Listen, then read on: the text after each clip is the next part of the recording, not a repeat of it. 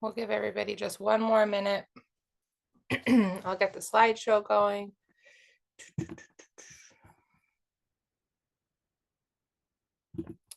For some reason, I think it's going to give us, maybe I can, we might get an infinity loop for 1 second.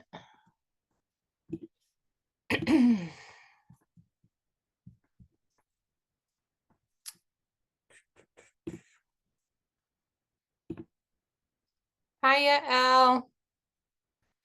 Welcome, welcome. Hello.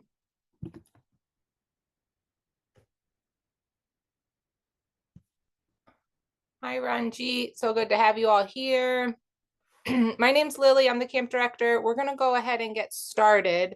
I have slides that I'm going to go through. If at any point you have questions, the group is going to be a manageable size. We're not going to get huge tonight. We're also recording. So if you have questions, you absolutely can unmute and ask them. I'm going to be sharing slides. And so I think it's going to notify me if there's comments in the chat, but sometimes that's like a little bit harder. So it's actually going to be easier for me if you unmute and interrupt me. You can also put things in the chat and I'll try to keep a look at that. We'll probably take about 45 minutes with this slideshow. If you do need to leave early, we will be sending this out. But I'm glad that you all are here. A lot of times new parents do prefer to come for live. And I think so far, everybody that's here, this will be your camper's first time at Wawa. So we're happy to have you here. I'm happy to answer questions. This is my 10th year camp directing here at Camp Wawa. I grew up at this camp, so I'm very familiar with it. And I came back 10 years ago after being a high school teacher and a head of school in Brooklyn, New York. So I really am happy to answer questions about anything related to camp. I'll stay on a little bit at the end. And if our presentation tonight makes you think about things that you would prefer to talk with me or with Nella Stoltz, who's our healthcare consultant, she's a pediatric nurse in Hartford, Connecticut. If you'd like to talk to either of us just on our own, don't hesitate to reach out or stay on at the very end and we'll schedule that. But I do really encourage questions. If you're having a question about something, in all likelihood, you're not the only person with that question. So go ahead and ask it and it will help out other parents. And we'll get started. And it is, I think, an infinity loop for a second. Sorry about that. All right. Well, we're happy to have you all here. Your kids are going to be in this picture, which will be even bigger because I think this is from the very, very end of the summer.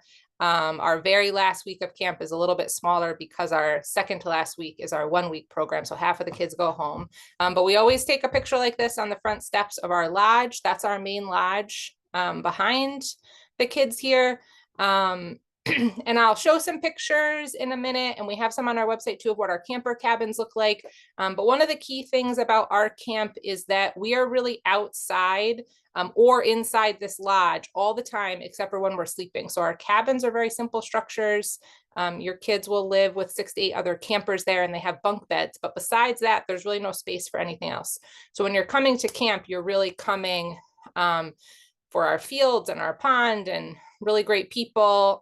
This big lodge in the background has wraparound porches. It has 2 really large rooms. One of them we use as our dining hall, but if it's raining, we fill up both of them with activities. We play hockey inside there, huge fireplaces, but they have these big windows, so it's very open air. And in that sense, we really are pretty much outside all day. So that's the kind of experience we're going to talk tonight about. Ways to get ready for that, some of the requirements, and also just some of the tips and things that tend to make it go easier. we are going to be covering some updates for this summer. I'm going to review our required forms, which hopefully everybody is familiar with. I know we have one parent who just signed up, so you haven't quite done that. But we're going to go over that, how to pack. I'll go through our routines, both for a day at camp, but then also for drop off and pickup, which is a little bit different. Those days are special, and those days you'll be a part of. We'll go through some of the things related to healthcare at camp. What happens if your kid gets sick? What happens if there's an injury? What are the things that we need in order to help them be healthy while they're there? That kind of stuff. We'll also talk about when problems come up at camp, our approach to supporting campers when there's conflicts, bullying, things like that. And then we'll have some just open questions at the very end. Really the biggest thing today is I love for everyone, wherever you are, you probably don't live in the middle of the woods. I've learned this about most of our camp families.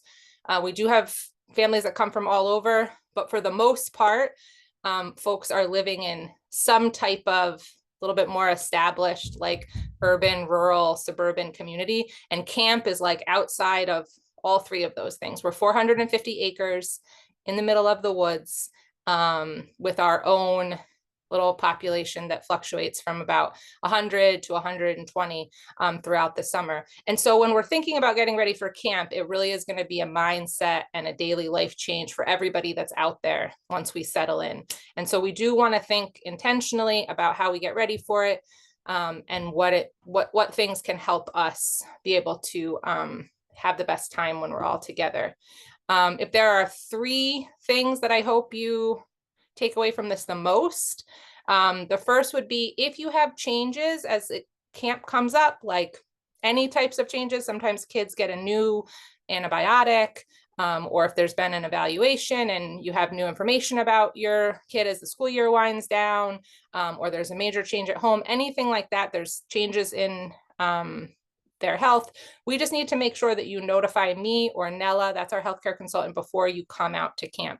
And that also includes any health changes the week of camp, new illnesses, things like that. Please be in touch with us, because again, we are all going to be out there living together, and we just want to make sure that we can prepare and we can get any information that we need from you beforehand. There is a packing list for camp. It's on our website. I've emailed it out a few times. If you're having any trouble finding it, please let me know. We do recommend that you use that packing list. We'll talk a little bit more about packing, but please use the whole packing list, because camp can be really different than even what a weather app is going to tell you weather-wise. So that packing list just helps to make sure that your camper shows up with all the things that they need. Please label everything, because everyone comes with the same things. So if you don't label it, then it gets very difficult when we're all out there. So please label everything. And then you're going to see me say this so many times tonight and at signs when you get there, but just please try to take their laundry home, because their laundry bag, when you come, is going to have everything in it, because everything will be dirty and really, really dirty. And so it's all going to be in that laundry bag. And if you leave it at camp on the last day, then that may be like all of their clothes. And then we sort it out from there, but please take it with them. And the last thing, at camp, posted all over when we have our rules and things, we really just post have fun everywhere. And I know that going off to Sleepaway Summer Camp, if it's your first time, is a lot of new things. And it can definitely get stressful trying to fill out the forms and get other appointments. And your kid has outgrown all their summer clothes and you're figuring all that out. But I do really hope that whatever ways there could be fun, that fun can be involved, because that's the goal when we're at camp. And I promise you, there's not a whole lot that can come up between now and camp that can't be figured out. So just reach out to us if you're hitting a hurdle, you forget something, whatever. It all tends to work out very, very well. Our camp is a small camp when it comes to maybe some standard Sleepaway Summer camps. I think I said before, our population at its biggest for campers is going to be 86 campers. And when you add in staff and things like that, it goes up to about 120. And our goal is really in supporting campers in their community building, their connection with each other, reflecting on their experience, and growing in the camp community so that they can really thrive. So that's our goal when they're out at camp. And we really appreciate partnering with parents and our guardians and our community partners so that we can get kids out to camp so they can have this opportunity. A couple things for this particular summer. We have 2 open houses coming up, one this Saturday and then in 2 weeks on a Sunday.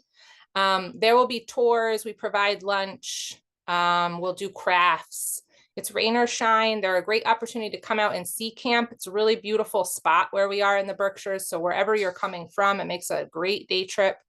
If those dates don't work for you and you want to come and see camp ahead of time, just be in touch with me, because every weekend between now and when we start in June, we will have people out at camp on the weekends, opening things up, getting trails ready, all sorts of stuff. So it's very easy to give you a little tour around. Just be in touch with me if you're coming outside of that calendar. Otherwise, you don't need to RSVP for our open houses. Just come out if you're bringing a really big group. I appreciate knowing, because we'll include you in the lunch planning.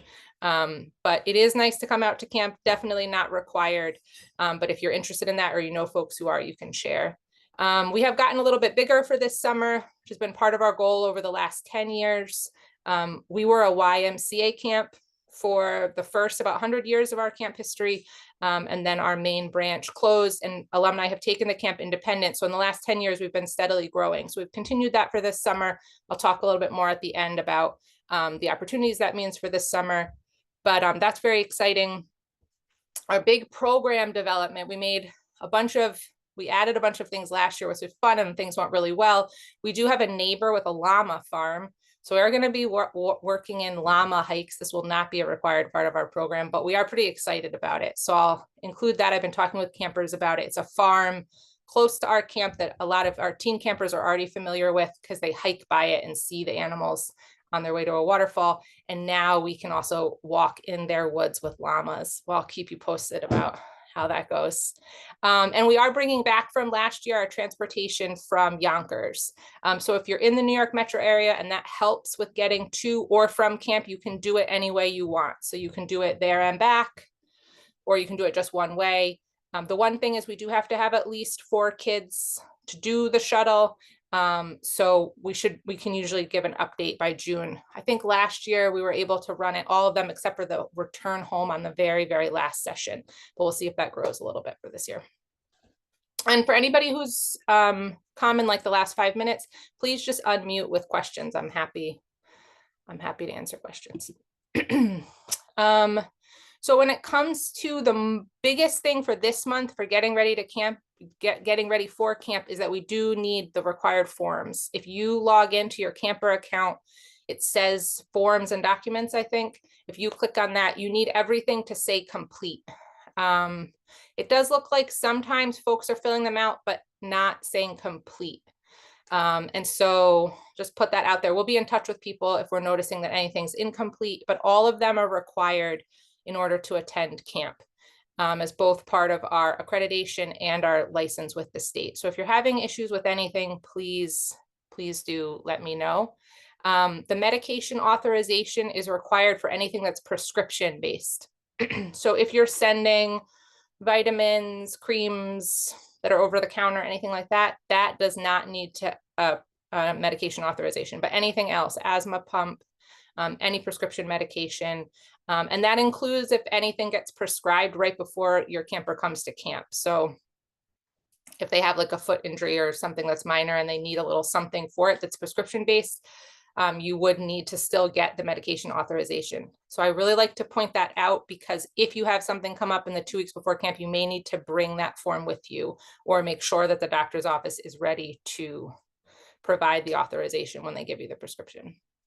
Any questions about required forms? I have a question. Yep.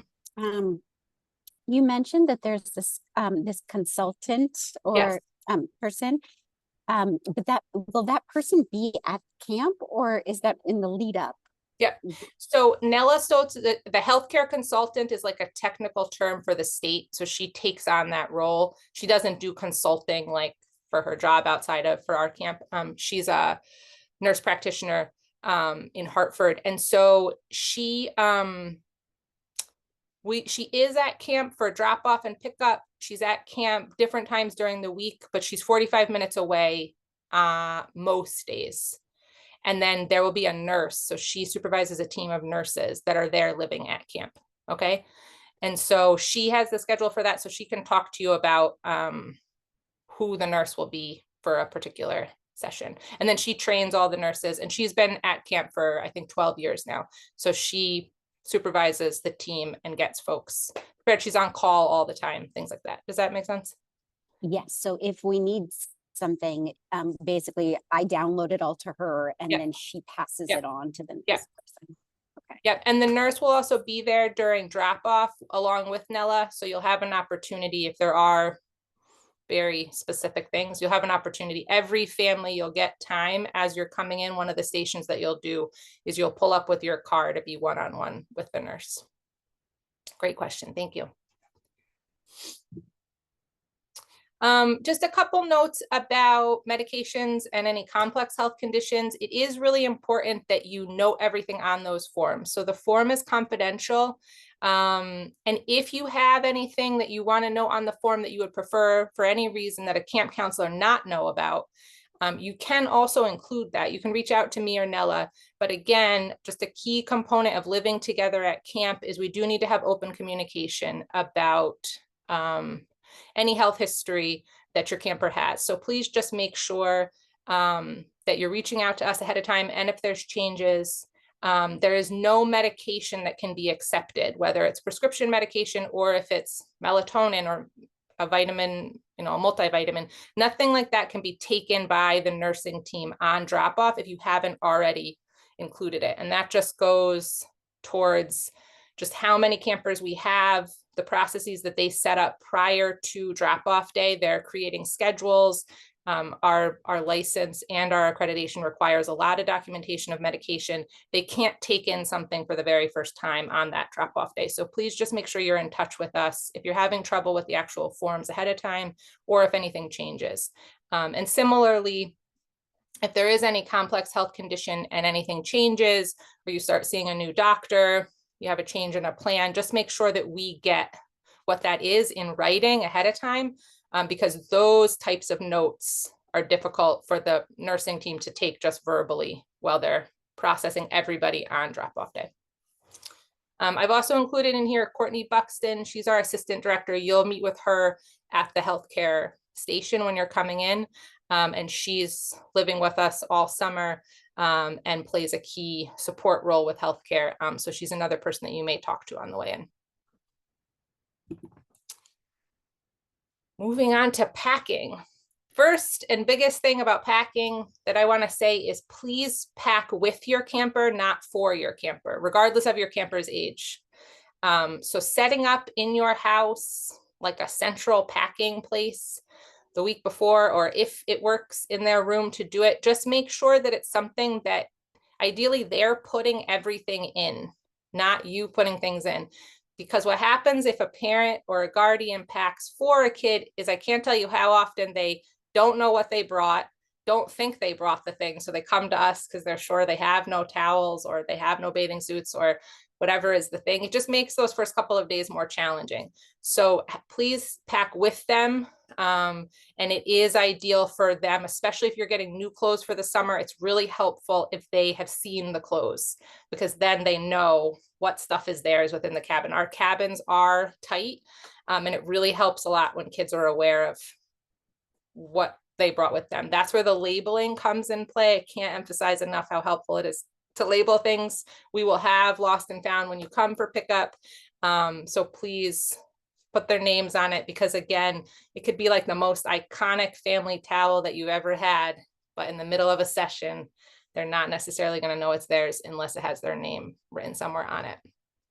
We do have the packing list on the website, and we do really ask that you label everything. So everyone in the cabin is going to bring bug spray. So please label your camper's bug spray so that it's clear which one is the one that they're supposed to use. Same with sunscreen, shampoo, everything. As much as you can imagine yourself having 8 children that you're helping through a day out at camp, which is fun and outside, and what you would need to do that, the better. So those counselors, when they take everybody to the showers, it's really helpful if everybody's shower caddy is labeled, if all their shampoos are labeled. It just makes the the in and out experience of the day that much easier. We do have a bunch of things that should not come to camp. I think most of them are pretty self-explanatory, but phones, smartwatches, anything besides, sometimes there are some campers who really like to bring an e-reader if that's the only way that they read a book.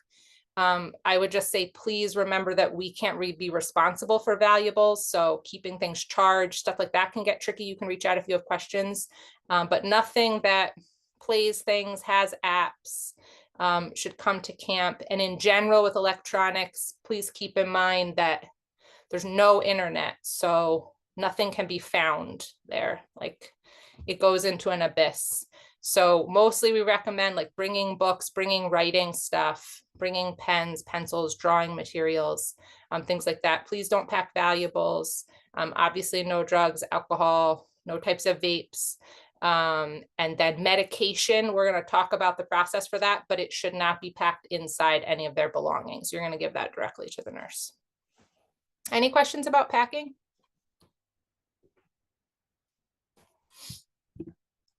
So medication, it has to already be notified to us, whatever you're sending out. We do require the original container. So it's really important, and please check. Sometimes it can be easy to mix it up a little bit, and the nurses will not be able to give out, even if multiple people in your family take the same prescription and the prescription matches the authorization, the bottle itself does need to have that camper's name on it. Again, these are all regulations from our health department. So there's not anything the nurses can do on drop off. So sometimes families do have to return home. And I just like to caution against that because it's usually a bit of a drive.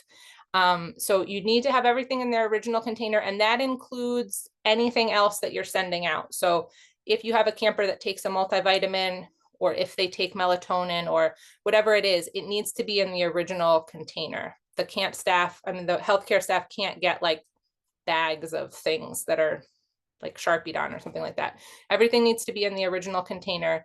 And then it needs to be in a Ziploc bag, and you'll just hand that Ziploc bag. So you keep that separate when you pack, and the nurse will take it. They'll go through things. They'll make sure that matches up what we have. You can talk about anything particular at that point.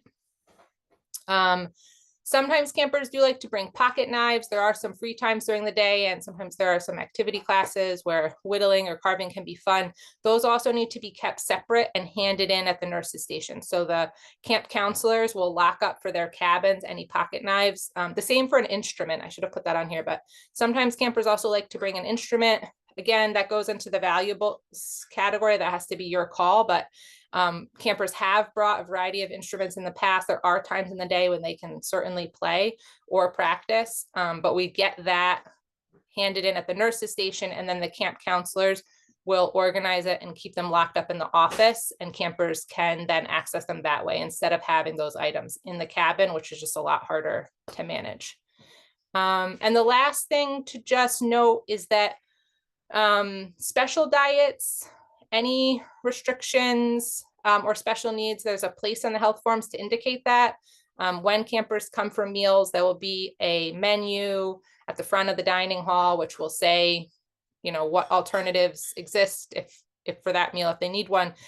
If your camper is especially picky, and by that I would say maybe outside of like wanting to eat a lot of pasta or toast or just certain types of proteins, we can talk about it a little bit. But if you have a special concern about your kid transitioning to eating a camp diet for 2 weeks, please do reach out to me, because we can think about some ways to prepare for that when it comes to packing, getting ready for camp. So just reach out to me, but otherwise just indicate it on their health form if they need a vegan or a vegetarian or gluten-free, or they don't eat pork or any number of things like that. You can put that on their health form.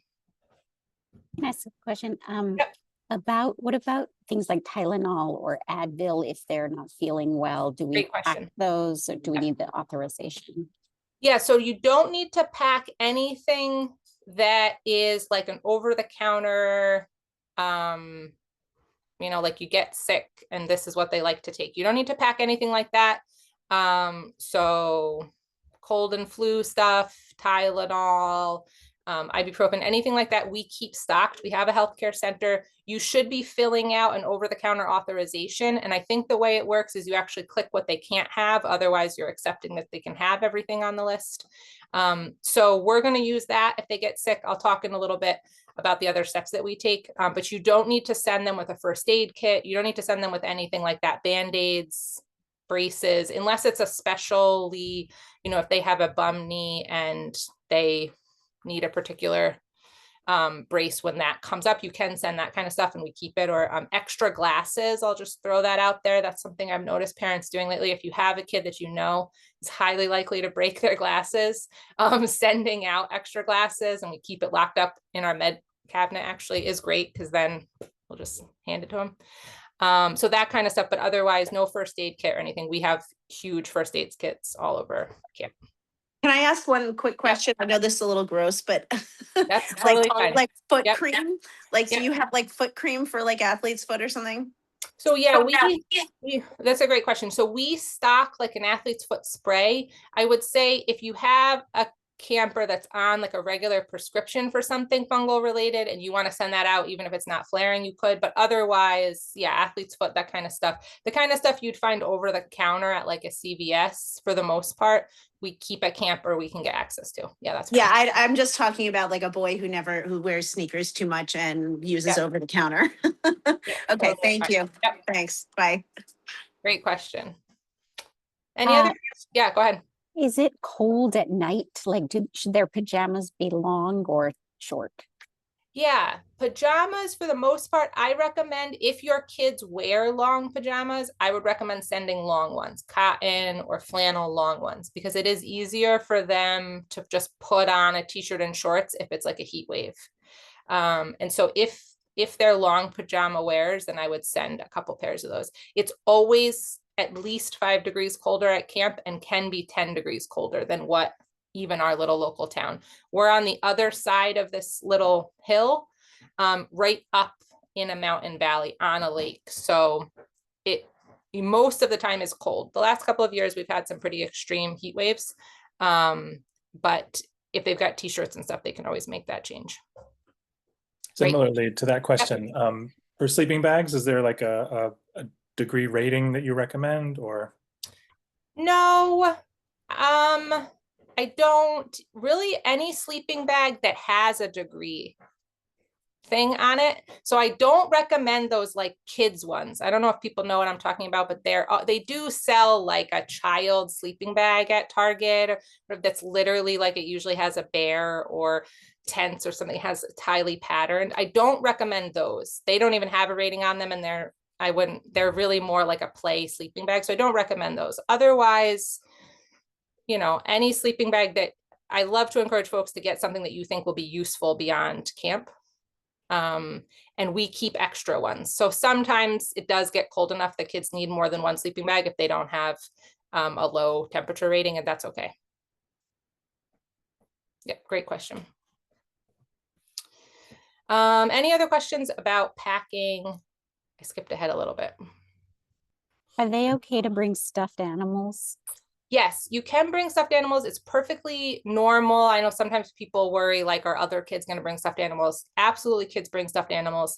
I get always I really encourage the conversation with the kid about what if, So if it's the treasured stuffed animal that they've had since they were born, I don't recommend that they bring it. I know that for some kids, trust me, we see the most special stuffed animals come to camp, so it's okay. But I would just say that should be a family conversation, because at the end of the day, once they go into the cabin, I mean, anything they bring technically could end up in somebody else's shoe, and then it's out in Texas, and then whatever. So I would have a little conversation if it's the most special one ever.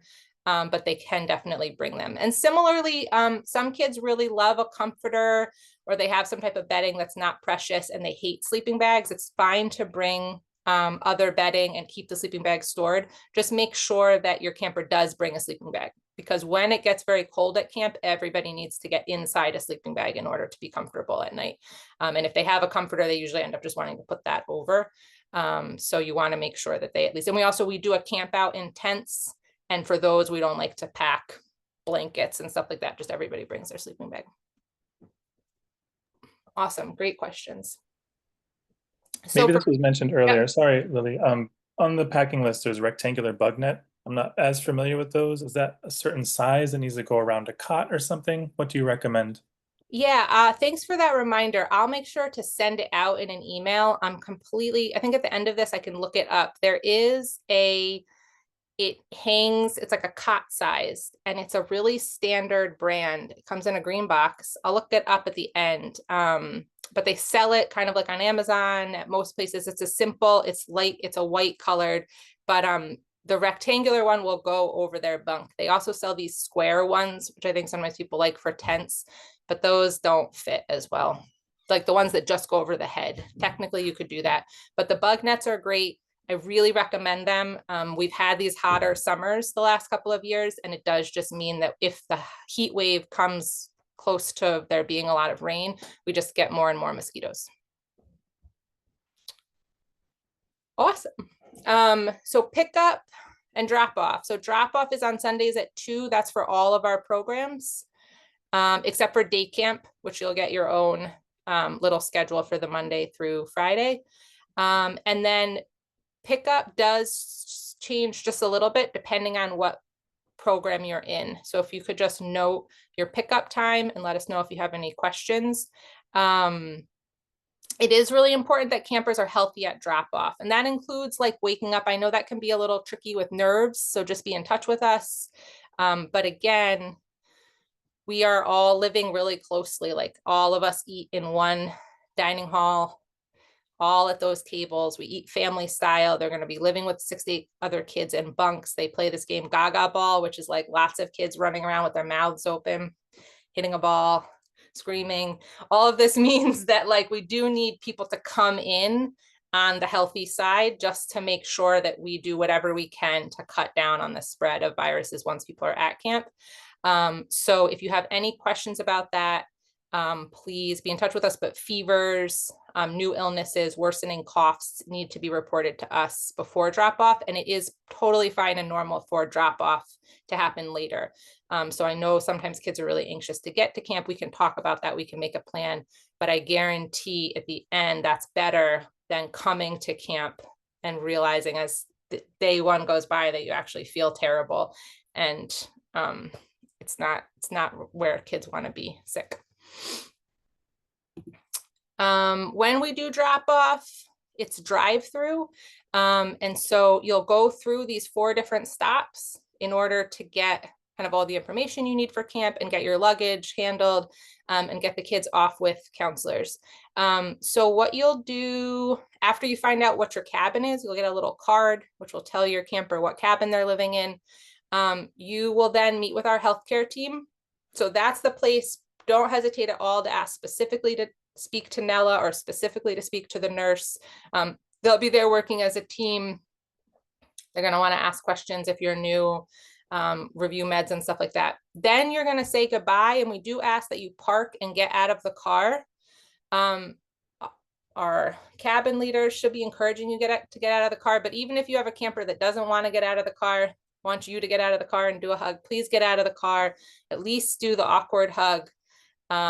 We will be encouraging this, but again, drop off can be kind of emotional, but 9 times out of 10, it's more helpful when a couple hours later, like something happened during that transition, as opposed to like a wave and a get out of the cars and your camper gets out of the car. So try to park, get out of the car. You can take pictures with the cabin leader.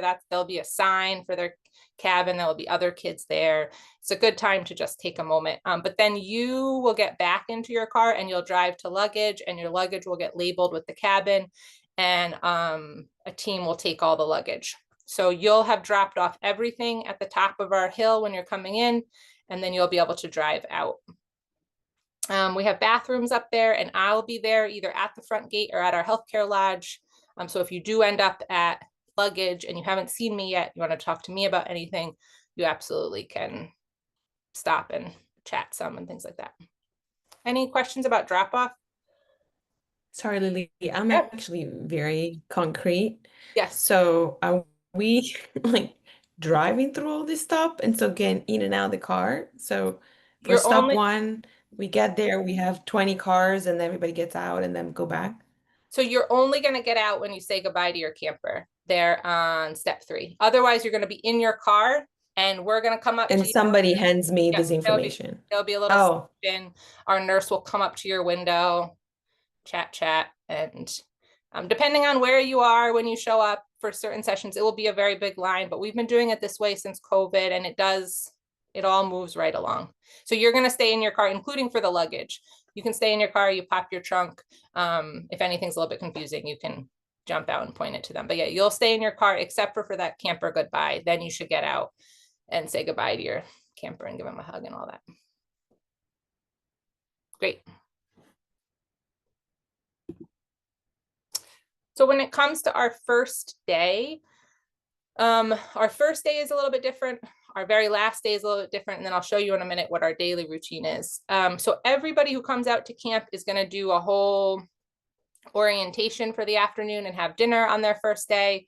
And then we'll have a big campfire that night. A couple key parts of the first day is we'll do swim checks. So folks will get into our shallow end. Our waterfront director will review some different skills related to swimming. If you have a camper who's a non-swimmer, we do ask as much as possible that everybody change and go down to the water and approach the water and just review with the waterfront director whatever they are comfortable with. It's really helpful for her to get a sense of where their comfort is if they don't swim at all, which is totally fine and normal. If they are swimmers, then they'll go through some swimming exercises and they'll be given a swim level. I like for folks who are brand new to camp to know that by and large, our first time campers definitely skew towards being what's called a red swimmer, which is swimming in our shallow section.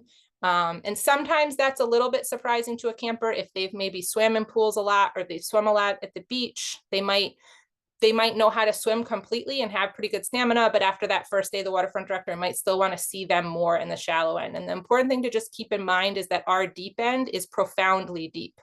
We're a lake, so we really can't control that. And you can't touch the bottom. It doesn't have sides like a pool. And so we do have to really make sure that when folks make that jump from the shallow end to the deep end, that they're really going to be quite comfortable when they're over there on that deep side. So sometimes that does take more practice in the shallow. You can retest. If kids want to try it again, they can work that out. The waterfront director is wonderful. She's been at camp for over 10 years and she's going to be happy to talk with kids about that. But we're going to do that on the first day. We'll do some rules around camp. We'll open up our lake and do some boating. We have boats that are all level. So regardless of a camper's like swim ability, they can have access to different boats, go out with their cabin leaders, things like that. And then every single day at camp we do, it's called a friendship circle before we go to bed. So we link up and make a big circle. We sing the same song every day. And then they'll have some cabin time and we go to bed. Any questions about the first day? There's a sorry, couple. can I, Yeah, so go is ahead. that the after 2 o'clock, or that is the first like morning, night, day? That's after 2 o'clock. Yeah, that very first. I'll go over the Okay. schedule for the actual first day at camp in just a second. I had mentioned before, all over camp, they'll see signs that will encourage them to have fun. Camp is a place that has all sorts of different games and routines. First-time campers will take in a lot when it comes to how different things happen around camp. And we really just want to emphasize at the end of the day, the goal is for it to be fun. And so definitely don't have to do things perfectly any of the number of times, especially their first summer. There will be people around to help, and we have lots of campers who have been coming for years. We do have some key things that we'll go over as a whole camp, and they'll also touch upon in cabins around respect.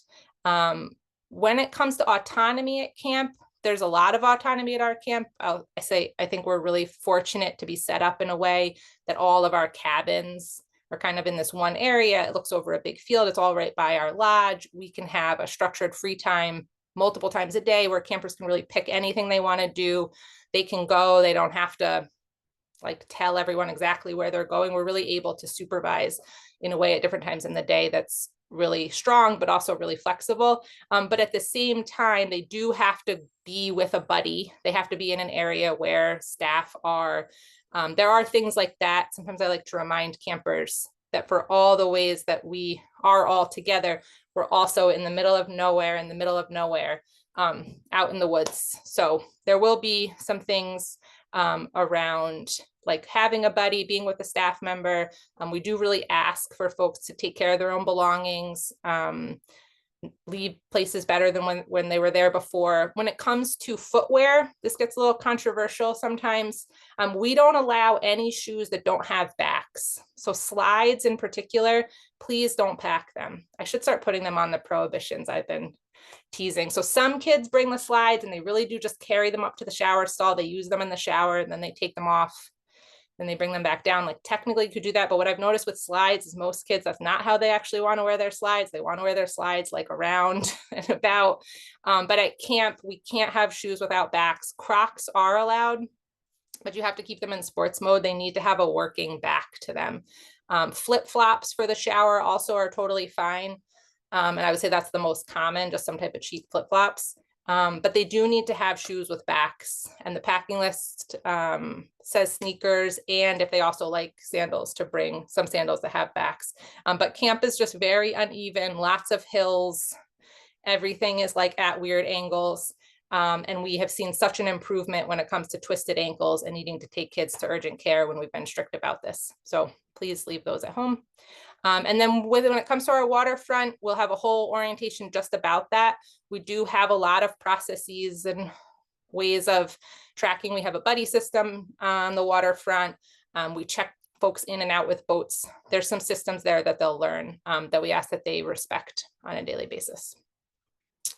Any questions about key rules?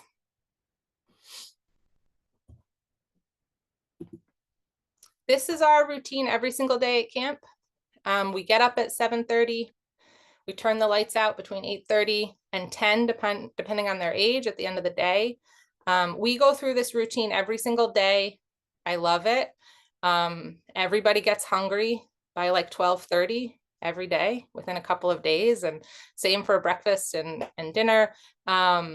We will have some snacks available in the afternoon and after our morning activity. Things like fruit. We'll do a bedtime snack before folks go to bed that rotates through different things. So we try to keep food sprinkled in at different times in addition to the 3 meals each day.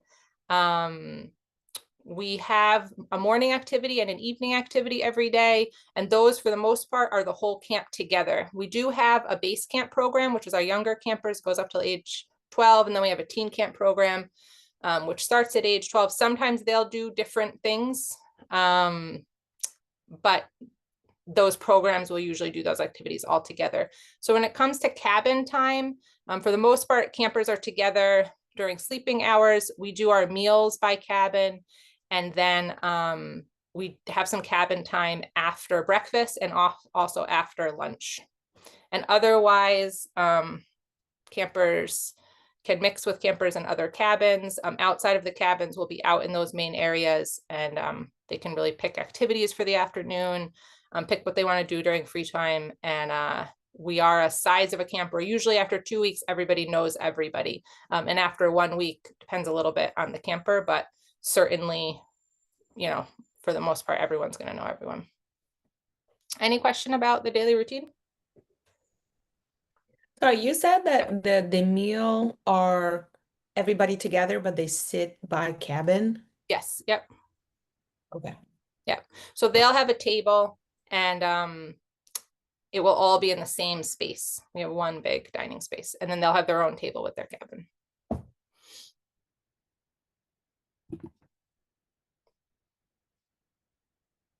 So when it comes to pickup, it's not a drive-through for pickup. So for pickup, you're going to park up on our field and walk down to our main camp. And you can also drive down if you need to. So there'll be an attendant. And if for some reason you need to drive down, we have limited parking behind our main lodge. But you'll come down On the way down, you'll meet with our nurse. You'll get any medications that you need to take home. We have camp certificates. Sometimes there's artwork. You'll take things like that. Then you come down to camp. You'll pick up your camper. You can tour camp. You can get an ice cream from the camp store. And then you're going to go up and take all their belongings. That's that key place to not forget their laundry. It'll be organized by cabin, and you'll find their cabin area, and then their name will be on it. And but that's where the labeling is really helpful. We try to add labels, but if you can label things before they come, it's usually more permanent than whatever tape situation we have added that morning. And then you'll get to drive out and leave camp. Any questions about pickup? I just really do like to say this as many times as possible before you all drop your kids off at camp, to please take their laundry home. And it will be dirty. Please plan for that. All right, so we're going to start talking a little bit about health and safety at camp. We are ACA accredited and state licensed. We're state licensed in the state of Massachusetts. The ACA accreditation is a national system that is like maybe 250 standards, very robust. We've been a part of it for numerous years now. That just helps us set our basic standards of care for camp. But it does mean that there are certain things from registration through how we operate our program that we are required to do. And I'm always happy to share more about that. I mentioned earlier Nella. She's been with us for 12 years now. She is a nurse and really passionate about camp. All three of her kids grew up at camp and now have volunteered. One of them is still working at camp. And so she'll be in and out throughout the whole summer. She's available now as we lead up if you want to talk through anything. And then she supervises and trains the nurses that come out and live at camp. We are quite remote, so we'll talk a little bit about what happens if there's an emergency, but we do have access to emergency care and a really nice urgent care in Torrington, Connecticut, when we do need to get any specialized help while we're out there. This one, hopefully folks can read. One thing I just want to mention, we switched to a new registration software and we're having a hard time getting we have a Guardian handbook that I'm trying to get added to that, but I think I might just add to our website this week. So I'll be sending in that out to you. That lists even more detail to all of these different policies. So you'll get that before you come to camp, but a couple key ones. I mentioned how important it is for us to know if your kid gets sick right before camp. So please do that. If your camper gets sick at camp, we do have an infectious disease policy. So fevers or diarrhea will require isolating. I mean, it's like a health lodge that has little rooms in it. And the nurse and healthcare team will be there. But they'll need to move there. If they're going to need to spend the day there, like they get a fever, they'll need to be there for 24 hours. We'll contact you when they go there. We'll always work with families when it comes to keeping kids comfortable. Sometimes kids just have something minor. They spend a day, they read some books in the health lodge, they wake up the next day, they're fine. If that's not the case, then we'll be in touch. If your kid gets something where they're going to be sick for multiple days, then we'll ask for you to pick them up. They are welcome to come back once they're fever free. And sometimes we figure out some other ways to make it all work. If we have concerns or you have concerns about how their condition is progressing, we will take them out of camp and we'll be in touch with you if that happens. We send multiple staff members. We'll keep in touch with you the whole time if we do need to go to the hospital nearby, or much more common is we use this urgent care in Torrington, which is wonderful, has really nice staff. And sometimes if we want something to get looked at more closely, like an ankle or whatever symptoms they're coming up with are just concerning us, we'll have them screened there. If they get something, they get diagnosed with something like COVID, a flu, hand, foot, and mouth, unfortunately was popular last summer, not just at our camp, but at many camps. If they get diagnosed with something like that, then they will need to go home and finish whatever amount of care time that a doctor says. We've talked about medications, mental and emotional health. Just a reminder to please give us notes before coming to camp.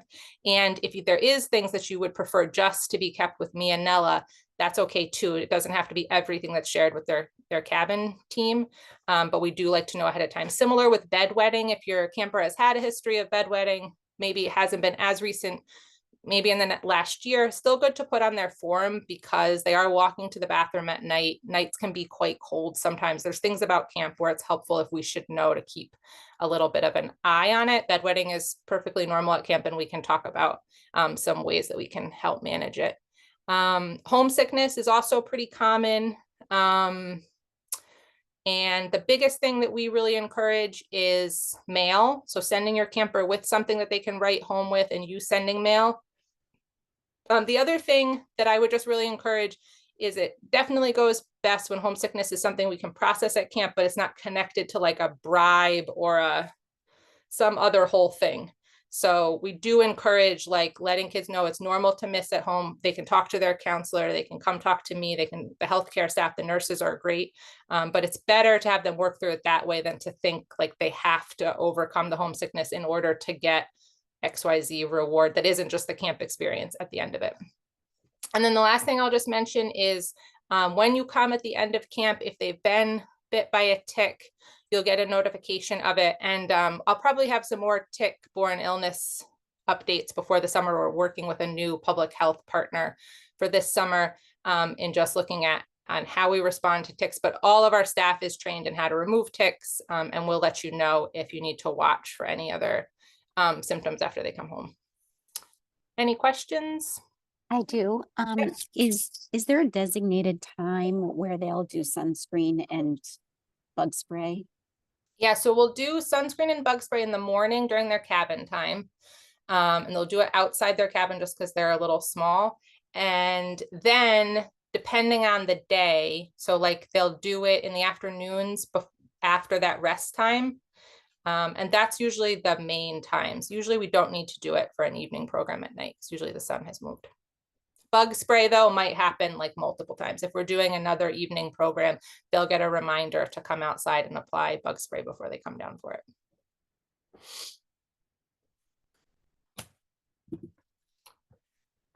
Just moving. Sorry, one more Sorry, thing. No, you're good. Yep.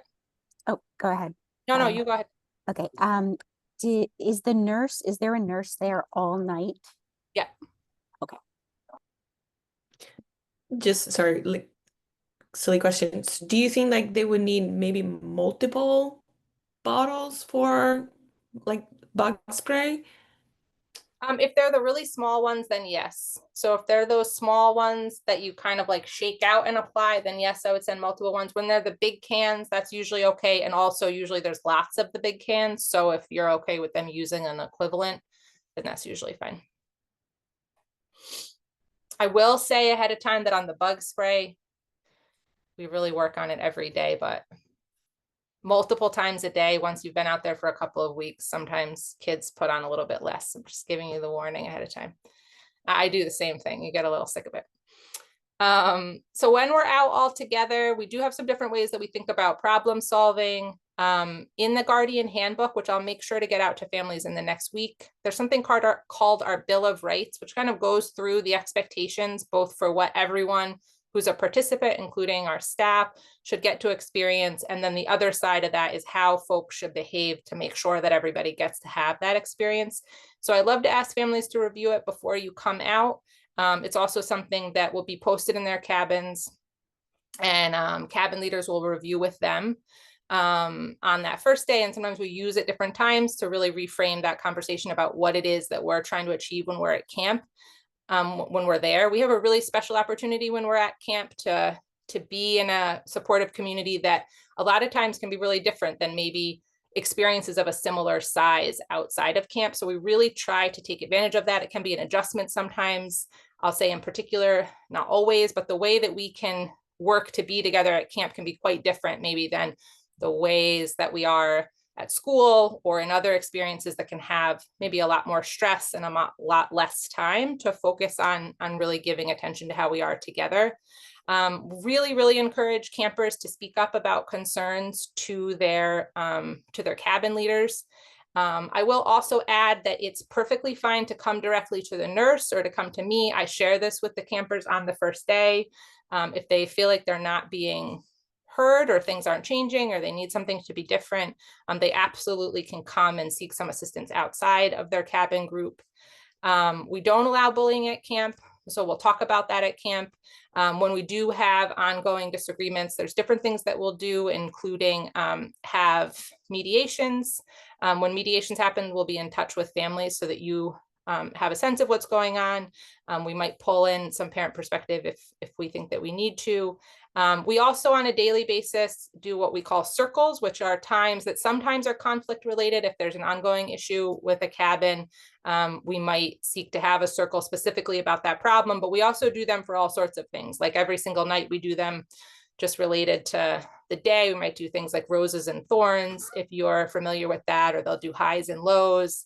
We'll do them in the mornings, just around getting to know the cabin, getting to know different groups. When they go into skill classes, their counselors will do them as a way of icebreakers.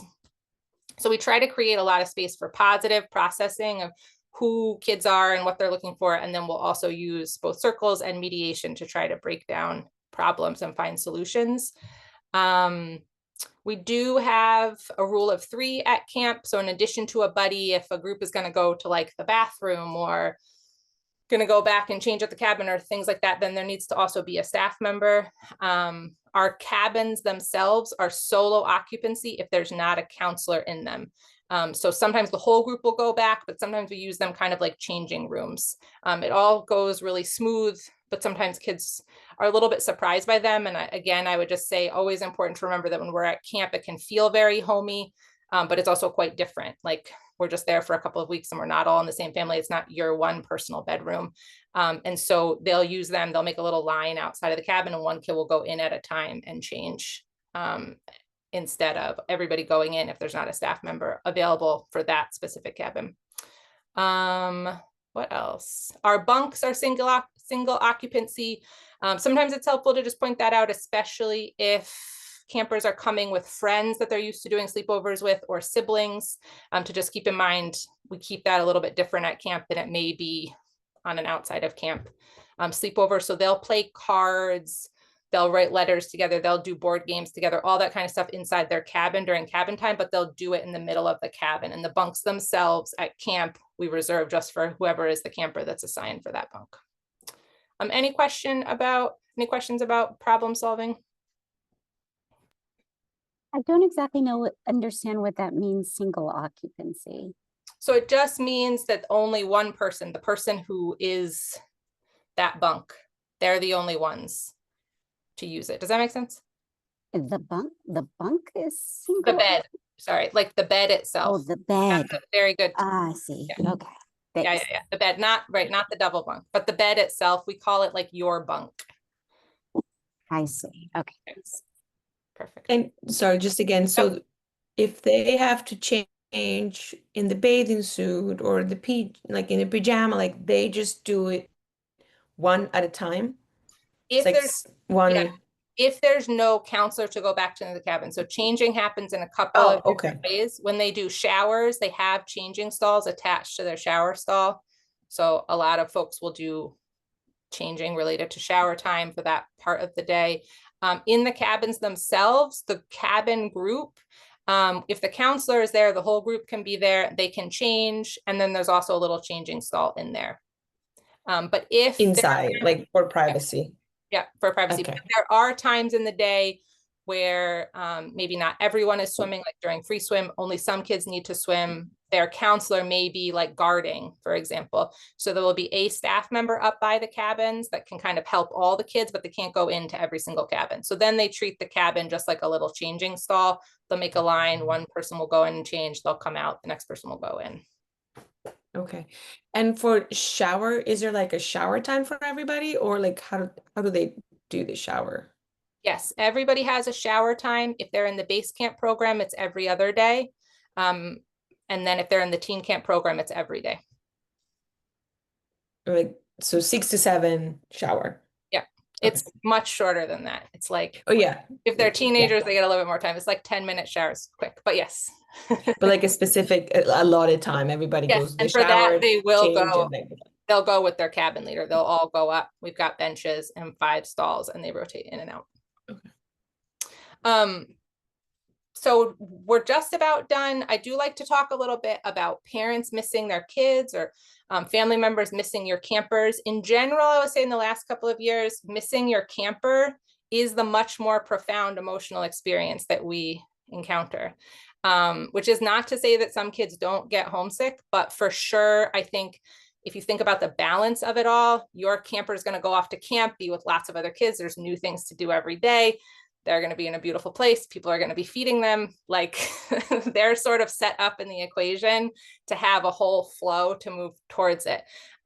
You as the person who loves them and is missing them, and maybe the only change in your routine is that your camper's not at home with you anymore. It can just be like a lot more challenging. So I just want to encourage folks to think a little bit ahead to that. Writing letters is such a great habit. Reaching out to me if you're really concerned, you can't, it's totally fine. If you want a personal update, if you're really just not sure how it's going, you can reach out to me. And then also it can be really helpful to just plan ahead for how creating some routine change on your end might make the experience go better. So whether that's doing some different things while your camper is away at camp, my camp director, who is still on our board, she always says she would always recommend like clean out their drawers or reorganize their clothes. I'm not going to tell you at all what you should do while your kid is at camp, but I do think planning for some change on your end usually makes it a little bit easier. And then please just be in touch with me. In general, we don't recommend calls during the first week. If they're first-time campers, we'll offer a call on the weekend. But I don't recommend calls just because it can be really difficult to get through homesickness. If you're really missing your camper, having a call, I won't like forbid it, but usually can just be challenging on the camper's end to receive that while they're at camp. So we can talk about that. But for sure, you will not be alone. If you know other folks who have sent their kids out to camp, I'll also say that group texts, things like that seem to have been really supportive the last couple of years. Do you recommend packages? We can also do packages. Yeah, packages are fun. Just please don't send any food. But packages, those little envelopes, yeah, anything like that. Mail is a huge part of camp. So we process like thousands of pieces of mail, both the sending out and the getting. We pick it up every single day. So absolutely. And you can also drop some off when you do drop off if you want. If you want to get something in there for that very first day, you can do that. And the last thing I just want to mention is we still have some bunks. We've gotten bigger. So our second session is just about full, but our first session and our third session, because of that expanded capacity, have a little bit more space, including our rookie camp program. We have a program that's new for the second year called Soft Start Camp, which is 2 nights and 3 days for campers with special needs or folks who wouldn't really benefit from a smaller time. It's a great program. We have a day camp and we still have 2, maybe only 1 family camp cabins left. So if you know people who want to get out to camp or parents who are trying to get their kids into sleepaway camp, please let them know. And we would love to give people tours, anything like that beforehand. And then here is my email, Courtney B., our assistant director's email. Please be in touch with us if we can help, and I'll just open it up for questions that we didn't get to cover. But thank you all so much. I appreciate that some folks asked great questions as we went through.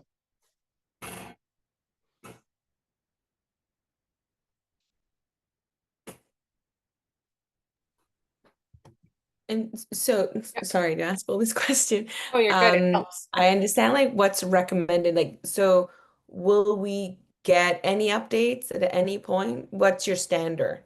Yeah, so I'm going to send out, that's such a good question. I'm going to send out photos and a little email summary to everybody 3 to 4 times. So you won't get photos every day. I thought I had put that in here. Yeah. Yeah, so you won't get photos every day. I think that's another thing just to plan for, because I know sometimes folks are used to that. But where we have our internet is separate from our base camp. The process of uploading photos is fairly staff intensive, and we do, as a staff in general, are pretty focused in our base camp with our kids. So we'll send photos 4 times in total, but the last batch sometimes comes like the day after pickup, so you get the end of camp. So that one doesn't really count from a like missing your kids perspective. Other questions? And so just like on the other side, them sending letter, like if they have, let's say, 10 postcard, they can send a postcard, like they can give it to you and then we get it. Yep, we have a little mailbox that we clear out every day. It'll be part of their tour. Their cabin leaders will know where it is. Yeah. I'm not in any rush at all. I know we went over a little bit, so if folks don't have questions, you can sign off, but I'm happy to answer more questions. Could you say a little bit about who are the counselor?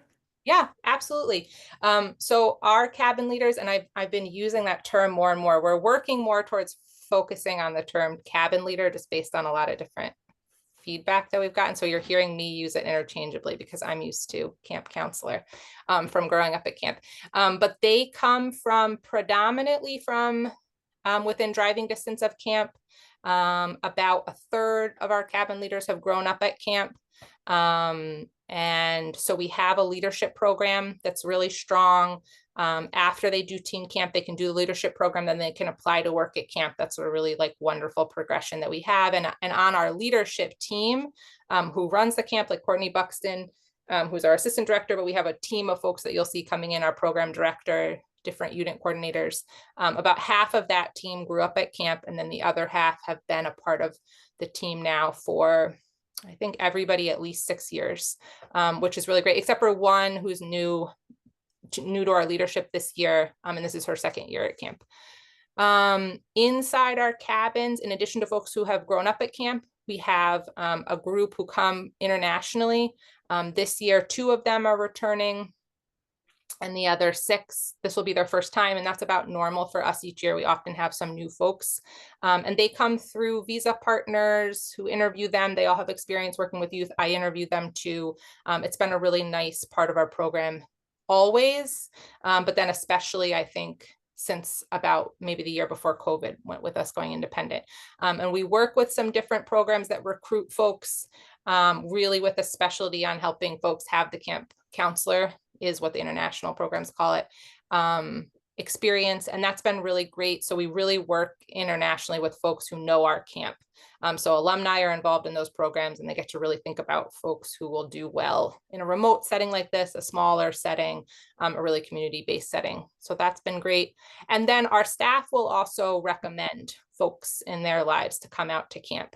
And that's like the other way that we get staff. So they range in age from 17, sometimes depending on their birthday, they can be 16 if they're in our junior leader program, up until about, I think, 25 in our cabins. And everybody will have at least one cabin leader who's over 18 and is what we call a head cabin leader. They'll be CPR first aid certified and have experience working directly with youth. But yeah, it's a really great group. So there's like 2 cabin leader per cabin. There'll be 2 cabin leaders Okay. per cabin. Sometimes it's 1 head cabin leader and 1 junior cabin leader, and sometimes it's 2 head cabin leaders. In teen camp, it will be 2 head cabin leaders. We have some requirements when it comes to age. So to be in teen camp, they have to be over 18 because they have to be a certain number of years older than the kids that are in their group. Okay. And anybody's Italian from the international cabin We leader? don't have anybody. We have 2 folks coming from Spain. I know. Oh, great. Oh my Yeah. God. Antonio's going to be so excited. Yeah, we have 2 folks coming from Spain, 4 coming from Brazil, and 1 coming from Dominican Republic. Oh, awesome. Lots of Spanish. Yes, yes, we do tend to mostly have Spanish speakers when they come internationally. Well, and all the Portuguese, but they go ahead and speak to it. They can usually work it out. Okay. Thank you. Great. My son was wondering if, in addition to the llamas, if there's any other animals around camp. So a couple of us bring our cats, which is nice. So there are cats, including cats in those like cat backpacks. Our assistant director, her cat is very adventurous in the ways that her cat will like make it around. And then we have tons of wildlife. So we have like beavers and bears and raccoons and skunks and chipmunks and all different kinds of birds. We do not encourage, obviously, the interactions with the wildlife. So we'll talk about that some, but they're for sure around. You'll hear them. Yeah. Lots of Okay. fish. We have But they turtles. don't have to interact with cats because my kid is actually allergic to cats. But it's No, okay. no, none of our Okay. cats go, none of the cats go into any buildings, but they are like around. Like, but it's a big place with lots of open air. Thank you so much. Absolutely. Thank you so much. Very Thank you for the excited. questions. Thank you. Yeah, thank you. So I nice have- to meet you. I have a question. Great. So is the llama hikes available for the soft start camp also? That's such a good question. I'm gonna have to talk with Carly and we'll get you an answer a little bit closer. So it takes like a hike a mile in the woods. And so the whole question is going to be whether or not we're going to be able to schedule it during those 3 days. So I'll keep you posted. And I'll, yeah, we can let you know what Carly wants to do. The other thing would be the weather. The Okay. last year, I'm trying to think. I think last year the soft start group, I don't want to answer. I'll email you though. I can't remember if we did the hike to the waterfall with them. I think we did. And so the question is going to be how many hikes we're going to want to do in that 3 days. Okay. My daughter just loves animals, so I think she would Awesome. really enjoy that. Cool. So- Yeah. Well, and maybe there's some way we can figure it out. It's going to be at the end of the summer, so that will help for sure, because by then we Okay. will have done it a couple of times. So we should know better kind of how we can make it all work. Perfect. Thank you. Awesome. Thank you.